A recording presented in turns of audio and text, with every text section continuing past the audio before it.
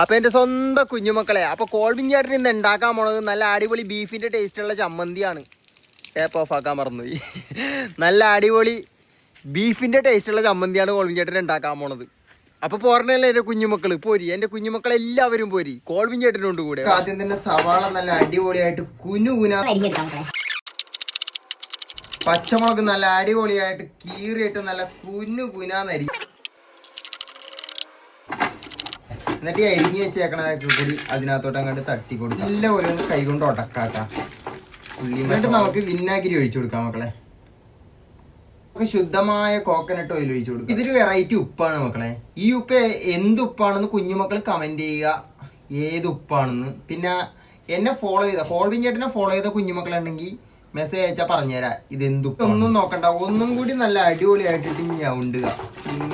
കഞ്ഞിയും കൂട്ടി ഒരു അടി അടിച്ചാൽ എന്റെ മക്കളെ വേറെ ലെവല് ടേസ്റ്റ് ആണ്. അപ്പൊ ഇത്തിരി ഒന്ന് കഴിച്ചു നോക്കാം മക്കളെ.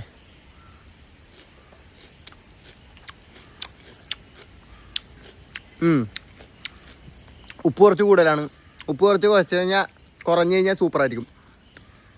ഉപ്പ് കുറച്ച് കൂടിപ്പോയി.